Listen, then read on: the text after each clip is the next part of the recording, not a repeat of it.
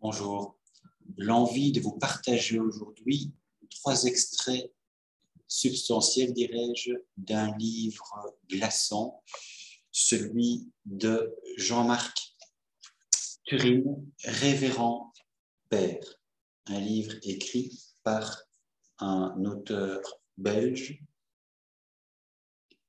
âgé actuellement de 70 ans, un livre dans lequel Jean-Marc Turine remonte le fil de sa mémoire et raconte ce qu'il a tant voulu oublier, à savoir les agressions sexuelles répétées lorsqu'il était un jeune garçon par des membres du clergé, à savoir ici au sein du collège Saint-Michel de Bruxelles, un collège bien connu de ceux qui, à tout le moins, habitent en Belgique, un collège tenu, à tout le moins à l'époque, par des jésuites.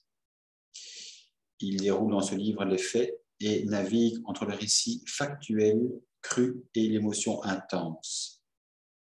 On voit là effectivement l'émotion est intense dans la mesure où il s'agit d'agissements sexuels à l'encontre d'un jeune garçon qu'il était à l'époque. Et lorsque les abus sexuels ont commencé, il était effectivement âgé de 13 ans à peine. J'écris pour la première fois sur des comportements ou des agissements qui se sont produits il y a près de 60 ans, pendant lesquels les eaux glacées de la souffrance ont coulé sous les cieux illisibles et pourtant d'une évidence à crever les yeux. J'écris aujourd'hui après une première ébauche de 10 pages dactylographiées rédigées en 78. J'ai laissé ces pages sommeiller pendant 40 ans, tout en ne les oubliant pas. J'ai toujours su où je les avais planquées. Elles se sont rappelées à moi d'une manière autoritaire durant l'été 2018 et d'une façon totalement fortuite. Lors d'une réunion entre amis, une attitude quasi anodine entre un homme âgé et un jeune homme s'est transformée immédiatement en une scène de crime. Un prédateur et sa victime. Interprétation hallucinée plus que réelle, m'a-t-on expliqué un peu plus tard. Il n'empêche. En moi, la résurgence d'un subissement toujours à fleur de peau m'a happé brutalement, de façon irrationnelle et impérieuse. J'ai relu aussitôt l'ébauche de 1978 et j'y ai trouvé une vérité criarde, mais voilée à cause d'une écriture trop allusive pour être crédible. Il s'agissait d'une tentative de raconter un indicible. Je n'étais pas prêt. Je peux qualifier ces pages d'exercice ou de tentative d'exorcisme inachevée et surtout à la forme trop calme, distante, en un mot, sans âme. Ces pages de 1978 m'ont cependant permis de retrouver une certaine formulation quant à des dialogues ou à des phrases prononcées que je trouve justes. Encore aujourd'hui, oui, juste, de toute évidence plus proche de la réalité que ce dont j'aurais pu me souvenir, voire imaginer après ces années pour illustrer et compléter mon récit. Question légitime. Pourquoi avoir attendu tant de temps avant de dire mes souffrances et ma solitude? Pendant plus de 30 ans, j'ai consacré une grande énergie, une part essentielle de mon travail, à écrire, à réaliser des émissions radio ou des films qui ont un point en commun. Rencontrer des femmes ou des hommes qui ont connu des apprentissages de vie douloureux, inhumains, voire tragiques. Les écouter et leur donner la parole, surtout leur donner le temps de leur parole. Toutes ces réalisations m'ont permis de me mettre à distance de moi-même. Comme pour éteindre ou diminuer le feu qui me consumait, le feu de la bassesse d'avoir été soumis à ça. Cela devait sans doute m'arranger de jouer au bon samaritain, plutôt que de m'affronter en duel avec moi-même. De moi à moi sur un même rythme. Il m'est apparu que je pouvais enfin me permettre de parler de moi, pour dire et dénoncer des attitudes criminelles commises par des hommes se réclamant de l'Église catholique romaine. Une Église qui se veut universelle au nom d'une religion monothéiste, comme les deux autres, très loin de la poésie. La poésie, comme l'amour, doute, questionne, invente. La poésie prend la main, pose une main sur l'épaule de toute forme d'humanité. La poésie accueille, provoque l'inconnu désirable, l'improbable. La poésie ouvre les bras à la compassion.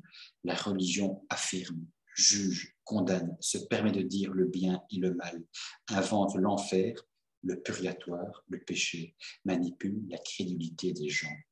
Écrire cette histoire avant de mourir, ou pour ne pas mourir avant de l'avoir écrite, ou pour signifier à beaucoup d'autres jeunes ou vieux, d'autres abîmés ou irréparés, d'autres veilleurs de vie. Nous nous connaissons. Premier extrait. Pour entamer la suite de ce récit, et je dirais pour rentrer du coup dans le vif du sujet, c'est-à-dire dans la chair meurtrie de cet enfant. Victime d'abord du père C. Le père C me convoquait selon son humeur, selon son caprice, selon sa libido, dans sa chambre au second étage, une vaste chambre qui donnait sur la grande cour de récréation arrière, réservée aux internes, prolongée par un parc aux dimensions considérables, avec son terrain de tennis, son terrain de foot et sa piscine. Sur le mur de droite de la chambre, en entrant, était suspendue au contour en un dégradé de brun clair et foncé, une grande carte de l'Empire romain avec ses diverses légendes. Une carte fixée à un bâton inférieur et à un bâton supérieur, avec au centre une ficelle accrochée à un clou. Penchant légèrement vers la gauche, je me souviens. En face de la carte, une imposante bibliothèque, sa table de travail, son lit près de la fenêtre. Il me faisait venir pour me parler de mes résultats le plus souvent médiocres. Le prétexte n'était pas difficile à trouver. Et en profiter pour me toucher de façon insistante. Oh, pas immédiatement. Il montrait quelque patience avant de passer à l'acte, le brave père C. Selon les saisons, il m'invitait d'abord à goûter à la beauté du parc. Il évoquait souvent un magnolia à la taille imposante au mois de mai. Il admirait les chênes et les tilleuls ployant sous le poids de la neige en hiver. Il admirait la lente transformation de la nature au printemps. J'y reviendrai à ce magnolia. Lentement, mine de rien, il glissait une main sous ma chemise et me caressait le ventre et la poitrine ou le dos. Je hurlais en silence. J'avais le corps tendu à le rendre douloureux. Je brûlais de panique et le parc, avec sa magnificence d'été ou d'automne, son exubérance printanière, aussitôt disparaissait. Au sens plein du terme, l'effroi à chaque fois, une glaciation violente du corps à chaque fois, plus rien n'existait que cette main progressant lentement dans son sinistre dessin, sans violence et pourtant d'une violence ahurissante, extrême, indescriptible. Je n'osais rien dire, je n'osais pas bouger. Que me voulait-il? Les doigts libéraient un à un les boutons de ma chemise. Est-ce que je fermais les yeux?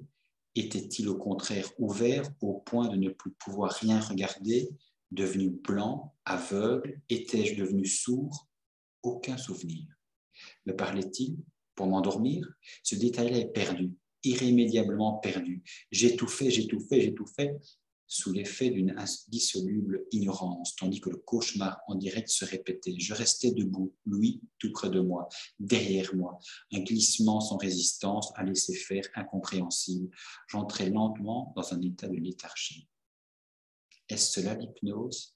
Un état d'insensibilité qui durait le temps de cette séance et qui se réveillait brutalement dès que je me retrouvais seul, drogué par des questionnements. Pourquoi moi? Que cherche-t-il? Qu'ai-je fait? Question lancinante qui me perturbait, m'enlevait toute paix. Y voyais-je du mal? Impossible de répondre, la sexualité m'étant alors tout à fait étrangère. Je pressentais la menace que j'affrontais ou l'impasse dans laquelle j'étais précipité, sans plus, je crois. À 13 ans déjà, l'envie de mourir. Oui, j'en ai un souvenir aigu, le désir de sauter par la fenêtre constamment ouverte de sa chambre parce qu'il fumait des cigarettes fortes, les bien nommées Saint-Michel, empaquetées dans des jaquettes vertes. Oui, plonger dans le vide pour ne plus endurer ça. Oui, disparaître, c'est-à-dire aller jusqu'au bout du subissement.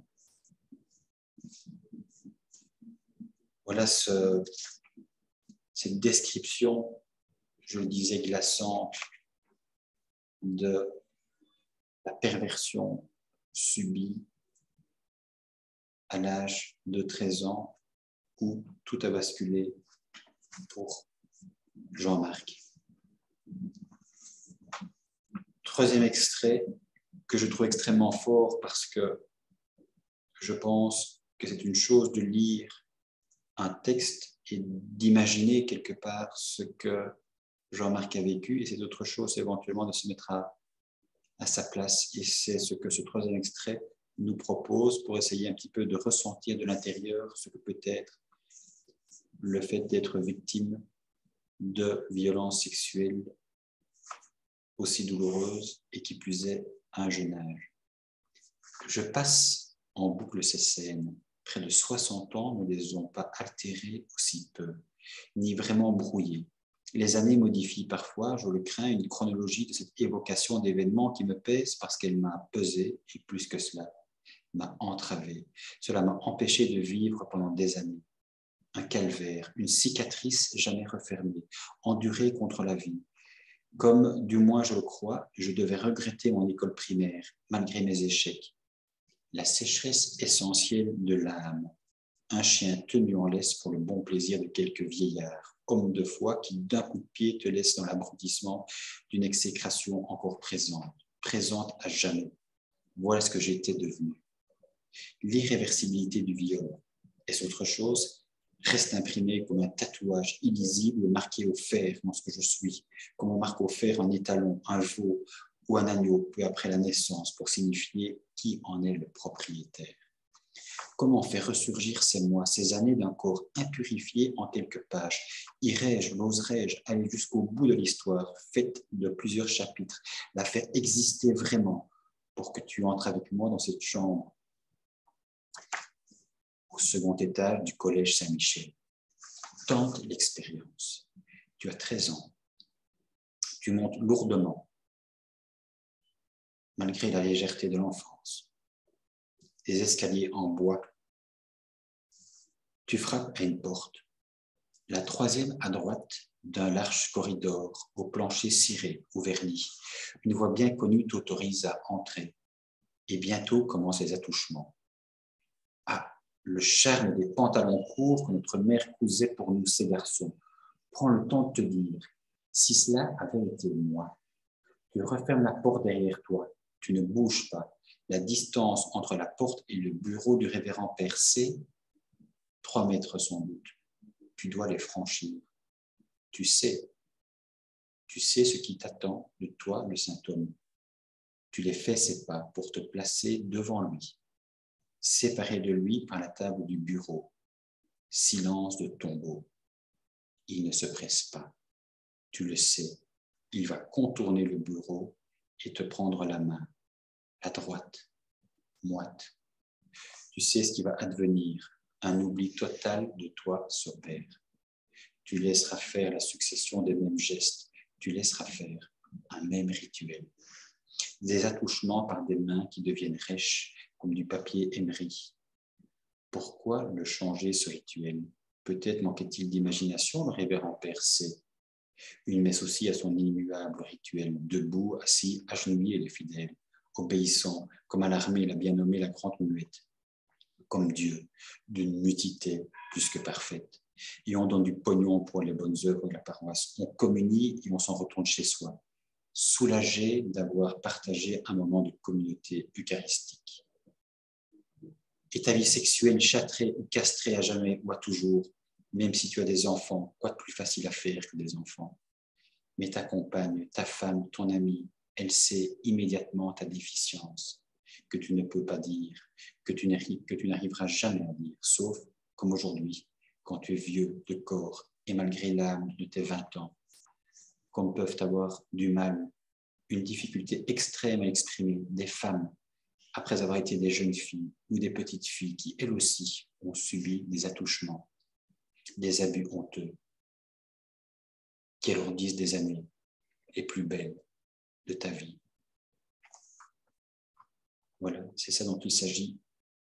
Des années les plus belles de la vie de Jean-Marc, mais aussi de toute personne outrageusement abusée par un viol, par l'inceste, par des maltraitances, des abus spirituels, psychologiques. Et après, il faut renaître ou naître, il faut vivre ou revivre à partir de cet indicible long chemin qu'a souhaité nous partager Jean-Marc dans son livre, puisqu'effectivement, à l'époque, il avait 13 ans. Il a attendu près de 60 ans pour écrire ce livre, puisqu'il en a actuellement 70, ce livre donc intitulé de manière peut-être irrévérencieuse et ô combien naturellement irrévérencieuse, Révérend Claire. Voilà, je vous invite vraiment à lire ce livre qui est d'une lecture facile, mais d'une lecture néanmoins difficile, glaçante, mais extrêmement bien écrite, au scalpel, sans rien laisser de côté, avec des mots, je dirais, tranchants de vérité. Merci.